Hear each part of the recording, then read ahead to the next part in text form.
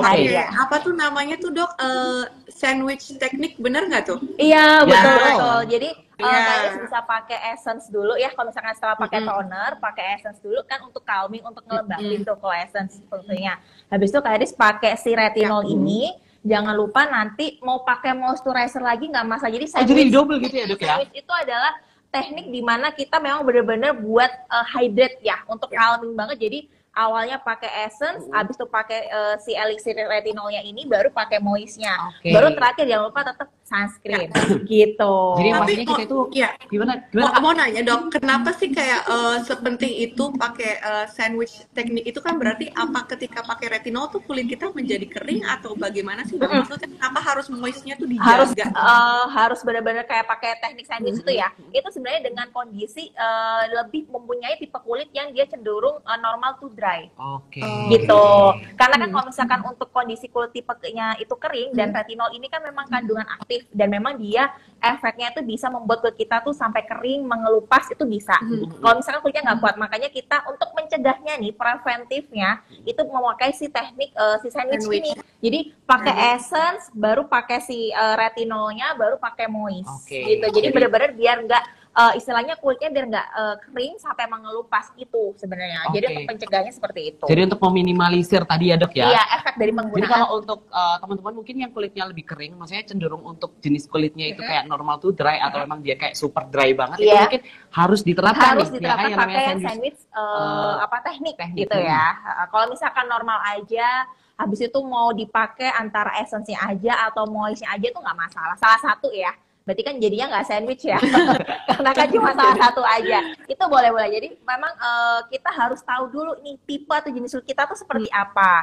Permasalahan kulitnya seperti apa, baru kita bisa memilih, oh skincare ini berarti cocok nih, atau bisa nih untuk mengatasi permasalahan kulit, nah kayak Oke. gitu. Kalau Kak Iris Bella nih, kalau yang selama ini apa namanya setelah beberapa lama pemakaian retinol dari MS Glow, yang paling pertama kali Kak Iris Bella rasain di kulit itu kayak gimana sih? Aku pengen tahu deh. Yang pertama jujur kali ya. ngerasain gitu. Iya, aku tuh tipenya, aku nggak ngerti kenapa kalau misalnya aku kan suka olahraga juga di luar ya. Oke. Keluarga tuh yang langsung kena sinar matahari. Dan Sinar matahari. iya, setelah itu tuh pasti kulit tuh agak kayak gimana ya, kayak kayak nggak mulus gitu loh rasanya gitu loh. Langsung geragasan atau gimana tuh namanya? Kayak beruntusan, tapi kecil-kecil Beruntusan. gitu ya. Iya betul. Nah, dan setelah pemakaian rutin retinol itu aku ngerasa banget perbedaannya tuh kulit jadi jauh lebih smooth ya gitu, dan nggak terlalu rentan akan terkena acne gitu, nggak seperti Oke. menggunakan retinol gitu. Jadi kayak udah mulai apa namanya kulitnya itu udah mulai kayak udah kuat nih ya kan? Iya betul, dan Selain, efeknya juga meskipun kita sudah pakai retinol nggak bisa ya kayak 1 minggu pakai udah lu mana ini hasilnya kok nggak ada itu gitu, dok, nggak bisa yang ya. penting tuh itu dok. Dan juga terutama misalkan memang mau mendapatkan efek yang tadi itu anti agingnya, karena kan retinol tuh sebenarnya dia bisa untuk merangsang kolagen juga tuh. Nah otomatis jadi ada efek untuk kayak kekenyalan kulit, dia juga akan bisa mengurangi keriput atau wrinkles. Nah terutama kayak misalkan mungkin ada kayak di sudut mata sini ya biasanya wrinkles, atau mungkin di dahi. Oh di sini dok, di smile line. kerutan kayak gitu tuh. Tapi nggak bisa memang dalam pemakaian 1 bulan 1 minggu tuh lebih parah sih ya. Itu terus kayak aku mau langsung nggak Dia ada langsung keriput nuntut gitu gitu nggak ya. bisa ya. Jadi memang hasilnya tuh nggak bisa instan. Cuma memang nantinya dipakai jangka panjang itu efeknya akan bagus. Oke. Misalkan nih mungkin di usia udah 25 ke atas itu udah mulai terkadang udah mulai muncul wrinkles harus gitu ya. Nah itu bisa dicegah. Jadi paling enggak bener-bener nggak terlalu cepet untuk keluar tanda-tanda penuaan dinnya itu Namanya tadi. aja anti-aging. Betul ya sih Betul, dok? iya. Dan mungkin kalau ada kayak noda-noda hitam yang tipis-tipis kayak flek itu juga bisa sebenarnya, kan itu kan juga termasuk tanda-tanda Oke, penuaan dini. juga ya. Tetapi Iya. memang nggak bisa yang langsung instan dan signifikan gitu. Tapi dok, kalau ini kan mungkin kalau Kak Iris Bella, Dr. Dara sama aku kan mungkin masih kita di usia rentannya 20-30 tahun lah. Let's say seperti itu. Cuman kalau maunya nih, ada dari salah satu viewers kita yang memang usianya itu udah 40 tahun ke atas, tapi dia tuh pengen pakai retinol, dan mungkin dari kondisi kulit wajahnya itu sendiri sudah ada nih kayak tanda-tanda penuaan. Nah itu apakah sudah terlambat kah? Atau mungkin harus tetap pakai dong kayak gitu? Gimana Tetap dok? pakai dong Oke. pastinya. Meskipun ya kalau misalnya memang sama sekali dulunya nggak pernah pakai skincare anti aging nggak apa-apa. Cuma memang diperlukan untuk ada usaha tambahan nih. Jadi ikhtiarnya harus ditambahkan. Jadi bisa untuk harus tetap berusaha ya, iya, Dok, tetap ya. berusaha. Jadi bisa ke klinik. Jadi untuk treatment atau nanti kalau misalkan untuk kerutan-kerutan gitu kan bisa kayak entah tuh di filler atau di botox ya, biasa lebih banyaknya ya itu bisa. Kalau misalkan memang berkenan ya. Tapi kalau aku nggak mau yang aneh-aneh, Yang mungkin pengen takut skincare aja nih, Dok. suntik gitu kan biasanya itu bisa. Tapi memang hasilnya nggak bisa instan. Tapi bisa untuk paling nggak lebih terutama ya itu di tekstur kulitnya sih. Jadi Pasti biar akan lebih kelasa, lebih kenyal lagi ya, Dok, ya. lebih kenyal karena kan dia juga ngerangsang kolagen sama untuk regenerasi sel kulit itu tadi. Terus mukanya juga nggak cepet kusam kayak gitu. Jadi nggak ada masalah meskipun sudah terlambat usia 40 baru mau coba nggak ada masalah. Selama dalam penggunaan nggak apa-apa Kak. Jadi kalau misalkan nanti mungkin ada tantenya mungkin ya, tantenya Kak Iris atau Bude dan lain-lainnya boleh disuruh pakai aja kalau misalkan memang belum pernah untuk menggunakan retinol gitu. Nggak ada batas usianya untuk menggunakannya ya Dok ya? Nggak ada, tapi memang startnya kita sarankan usia 20 tahun ke atas. Karena kalau di bawah itu istilahnya kan kulitnya masih muda banget ya, kayak kulit natural gitu ya Kak ya, dan itu tidak perlu untuk penggunaan retinol. Masih belum perlu. Nah kalau misalkan sudah memasuki 20 tahun ke atas, memang kita sarankan boleh memakai yang ada kandungan retinolnya gitu. Oke Dok, tadi kan Kak Iris Bella ini pakai retinol itu nunggu ini kan setelah selesai menyusui juga, betul ya Kak ya? Betul. Ya. Nah, mungkin kalau dari Dokter Dara nih, kalau untuk pemakaian nano encapsulated retinol sendiri ini amannya itu untuk kondisi yang seperti apa sih Dok? Kalau misalkan kita ngomong masalah retinol sebenarnya nggak boleh untuk ibu hamil atau menyusui ya, karena kan zat aktif juga.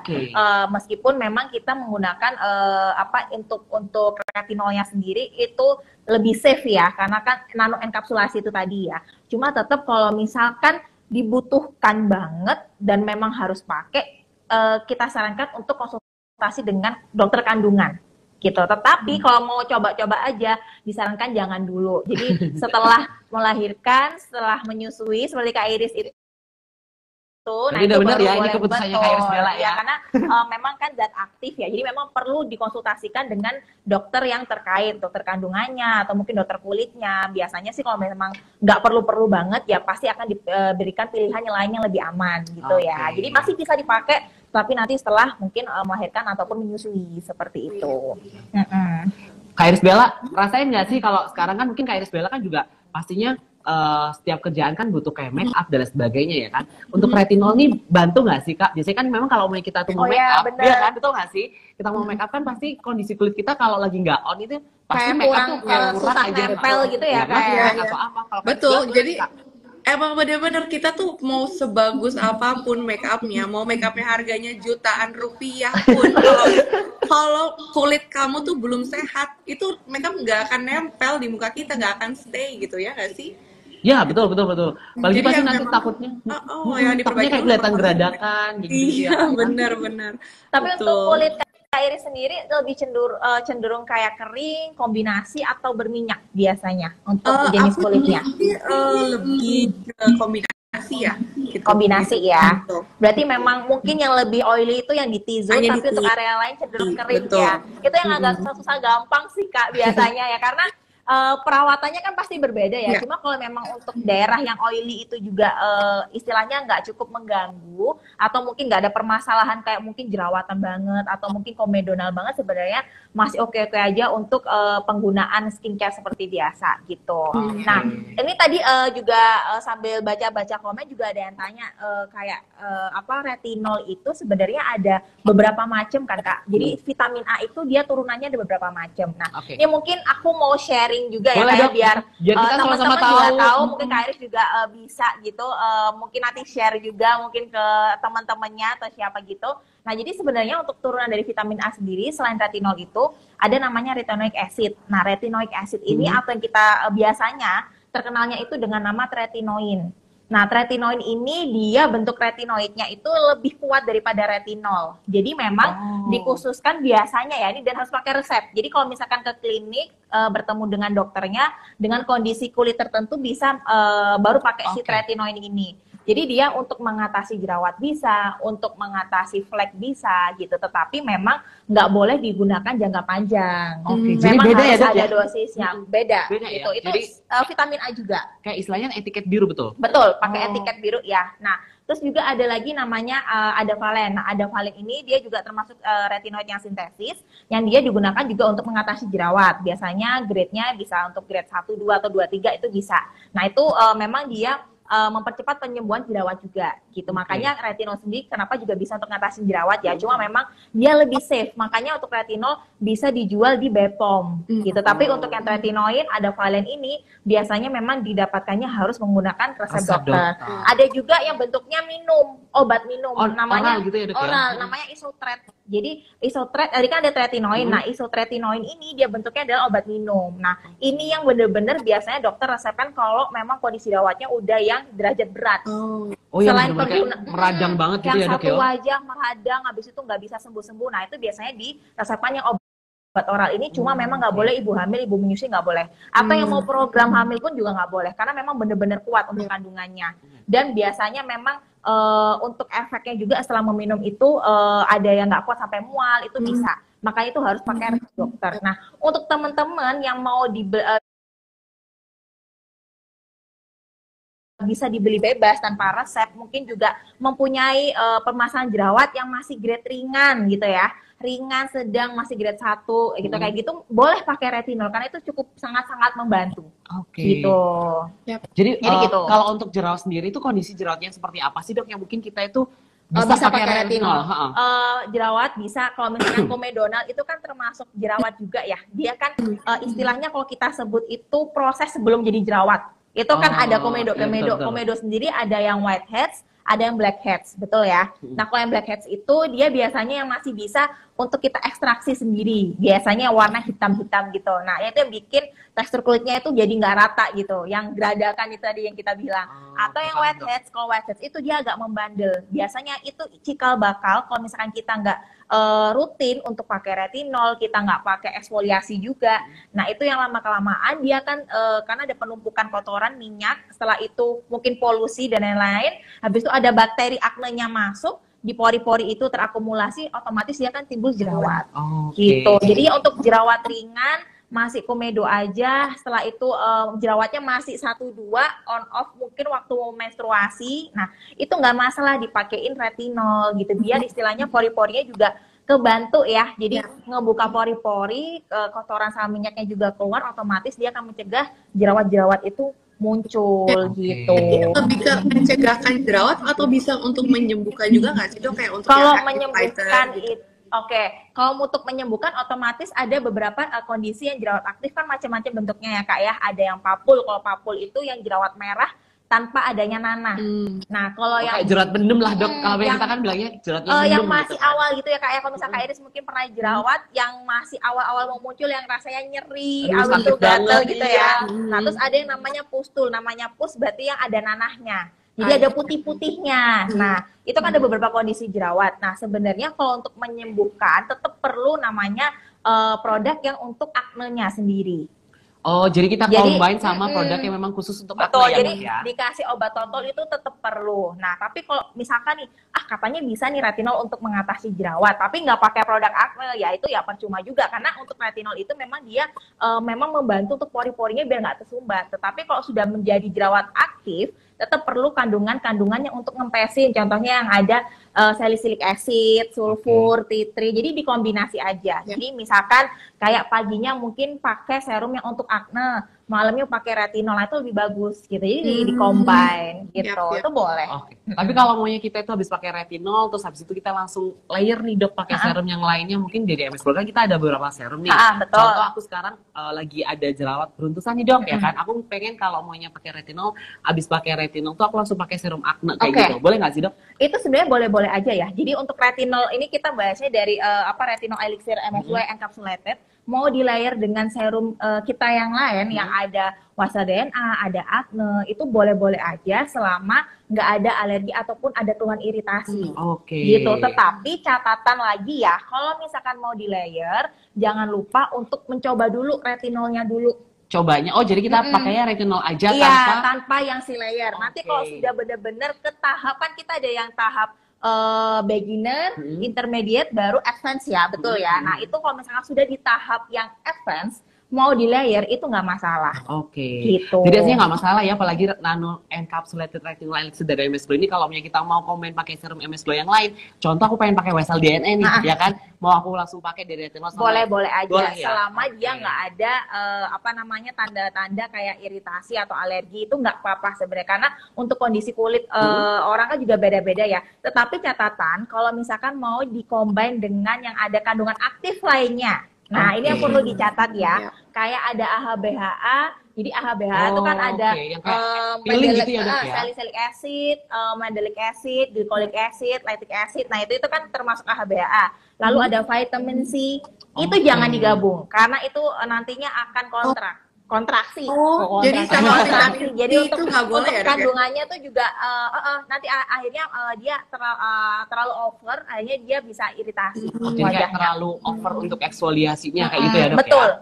Jadi jangan sampai digabung. Kalau untuk kandungan-kandungan aktif itu memang nggak boleh. Nah, tapi kalau misalkan aku mau pakai itu ya yang serum acne tadi atau yang serum basal DNA gitu. Habis itu tapi aku kok takut ya mau layer. Misalkan aku pagi mau pakai acne, serum acne-nya, malam mau pakai retinol, itu nggak apa-apa gitu.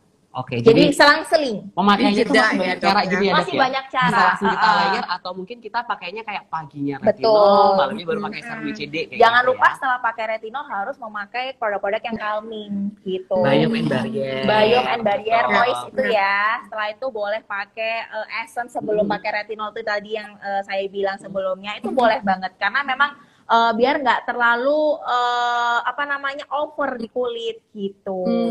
Seperti itu. Kalau Kak Iris sendiri untuk pakai retinol ini biasanya dikombinasi atau gimana? Atau pakai yang udah pakai sandwich teknik itu tadi? Ya, tips dari Kak Iris Bella gimana cara pakai retinol kalau maunya ala Kak Iris Bella itu kayak gimana sih? Betul. Tadi juga katanya ada yang komen katanya, Dok, kalau retinolnya di layer tuh kira-kira tetap ada efeknya nggak sih gitu. Nah, itu aku care banget kok guys, mungkin yang lagi nonton. Aku tuh biasanya awalnya pakai deep treatment essence dulu sebelum terus lanjut ke yang retinol elixir. Terus di top off-nya terakhirnya pakai itu ya Biome betul, moistnya ya Kak ya.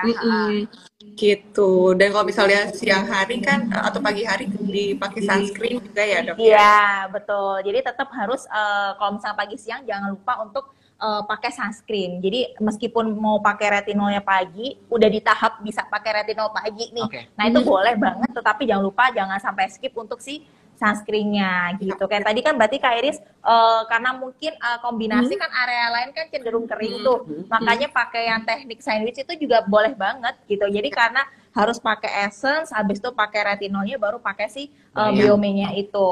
Cuman aku mau nanya nih, Dok ya. Mungkin ini juga yang banyak yang bingung juga gitu. Sebenarnya bagusnya jeda antara satu produk terus ke produk lainnya tuh berapa menit? Oke. Cara layering produk, Dok, maksudnya. Cara layeringnya ya. Jadi kalau misalnya kita pakai produk skincare memang ada beberapa urutan ya Kak ya. Dan untuk pemakaian produk skincare itu memang kita lihat dari konsistensinya. Jadi kita akan memakai yang produk yang konsistensinya itu paling cair dan paling mudah menyerap sampai ke yang agak lama untuk menyerap gitu ya. Makanya produk-produk yang cair pasti akan dipakainya awal kayak toner, essence gitu ya. Setelah itu baru pakai serum-seruman, baru moist. Nah, untuk jedanya sebenarnya paling nggak 1 menit sampai 2 menit itu baru bisa ditumpuk lagi. Jadi biar si menyerap dulu si yang kita pakai produk yang awal sebelumnya itu bisa menyerap dulu. Makanya tadi waktu ditanya retinol di layer mungkin dengan serum lain apakah bisa, terus abis itu gimana sih efektivitasnya misalnya kayak gitu ya. Nah, itu boleh-boleh aja, cuma memang harus ada penjedaannya 1 sampai 2 menit. Jadi biar dia nyerap dulu. Jangan waktu dipakai nih si retinolnya kan masih basah. Berarti yang nggak sabaran ya. Nah, itu bisa kayak dibantu mungkin pakai kipas kecil gitu ya Kak ya. Boleh ya? Itu boleh. Biar cepet kering juga ya, Dok ya. Kalau pakai essence kan memang kita bantu untuk tap gitu biar cepet nyerap tuh. Jadi kayak sambil di tap untuk essence, habis itu serumnya dipakai, diratain, habis itu dipakai kipas biar agak nyerap. baru di double sama serum lain atau mau pakai moist gitu. Oke. Gitu. Jadi memang agak harus bersabar sedikit, 1 menit lah paling nggak kayak. Jadi kalau misalnya langsung dipakai ditumpuk-tumpuk gitu, akhirnya kayak asal aja nih dok di layernya. Bisa aja yang kita udah pakai tadi yang masih basah, belum terlalu nyerep, kegeser lagi hilang sama yang satunya kan, karena kan masih basah ya. Iya, udah jadi kayak percuma gitu ya, mahal kan kita apply kan. Betul.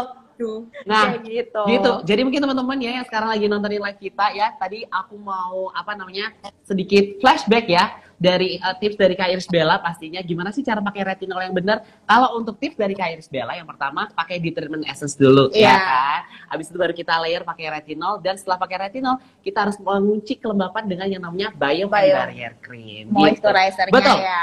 Gitu. Sandwich technique. Nah, itu kalau dari Kak Iris Bella hari ini sandwich technique. Betul ya Kak ya? Dan terjawab sudah ya kenapa perempuan tuh kalau get ready tuh lama. Sekarang kita lama ya.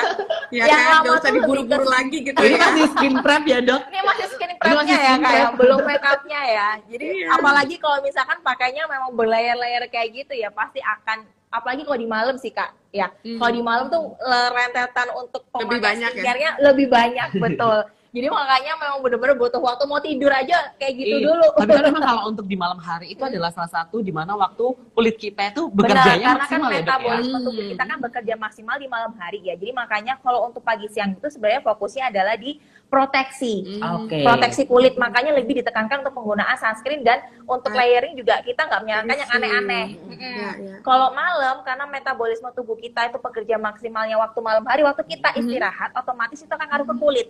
Karena kulitnya juga termasuk bagian dari tubuh kita ya, betul ya. Nah, makanya waktu malam itu disarankan benar-benar untuk skincare malam, night routine, itu jangan sampai skip. Karena sayang banget, itu waktu yang bagus untuk merawat kulit, seperti itu. Berarti bagusnya retinol disarankan lebih baik malam kali ya dok ya? Karena karena memang bekerjanya bisa lebih maksimal. Cuma ada yang mungkin aku mau hasilnya lebih